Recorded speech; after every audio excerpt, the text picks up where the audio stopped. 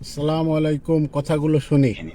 তর্কের খাতির আমরা ধরে নিলাম আপনাকে 100 আসন দেওয়া হলো, কিন্তু আপনি পাস করলেন 5টায়, 7টায়, 10টায় বা 15টায় বা 20টায়।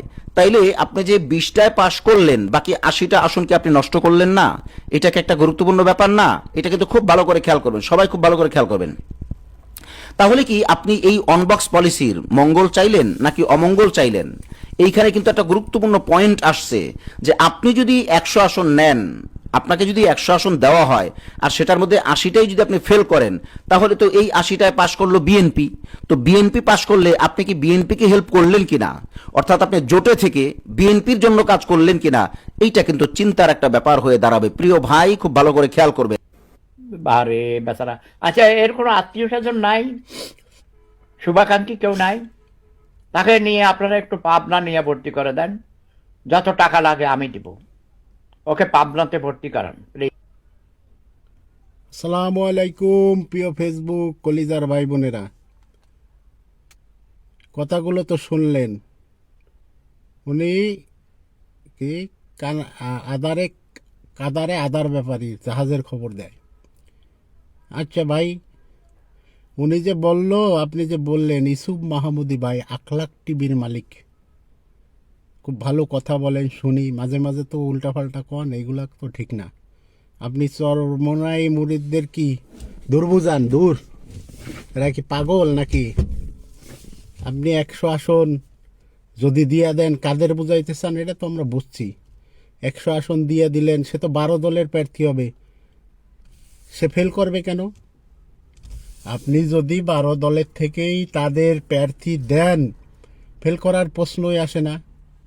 খুব সুন্দর একদম খাড়া যুক্তি একটা দেখাই দিলেন যে আমরা যদি 100 আসন দিয়ে দেই, ধরেন 100টা আসনে বিজয় অর্জন করলো বিএনপি, কেন আপনি 12 দলের সমর্থন নিয়ে এখানে নির্বাচন করতেছে? চরমনাই পীর সাহেবের 100 আসন দিলে ফেল করার তো কোনো প্রশ্নই আসে না। এখানেই তো ডালমে কুচ কালা হয়।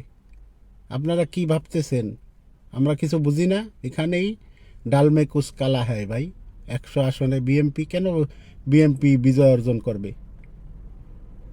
বিএনপি বিজয় অর্জন কেন করবে? আপনি তো 12 দল সমর্থন দিচ্ছে এখানে। এখানে তো আসন হারানোর কোনো চিন্তাই থাকার কথা না। তাহলে বোঝা যাচ্ছে আপনারা ভোট দিবেন না, জামাতের লোক পীর সাহেব চরমনাইরে ভোট দেবে না। আর আপনারা যান 300 আসনে নির্বাচন করেন, পীর সাহেব হুজুরকে বাদ দিয়ে দিলেই তো হয়। হুজুর আমরা এই জায়গায় থাকতেছি না, আপনারা সাইড কেটে চলে যান।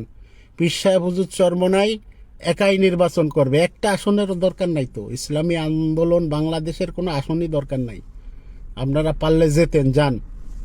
ঠিক আছে, এইসব উল্টাপাল্টা বুঝ আমাদের দিয়েন না, আমরাও সজাগ।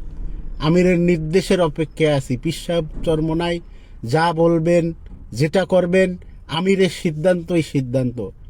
আপনার পাম দিতে হবে না। আপনি কেমন মানুষ ভাই, কেমন পাম দেন যে 100 দিলাম, আসন দিয়ে দিল, বিএনপি বিজয় অর্জন করলে? আপনি যদি 12 দল থেকে সমর্থনে দিলে, তা বিএনপি আবার বিজয় অর্জন করবে কিভাবে? এটা বুঝে আসে না, এগুলা বুঝায়েন না। গাদারে আদা পড়া বুঝায়েন না। আসসালামু আলাইকুম প্রিয় কলিজার ভাইরা।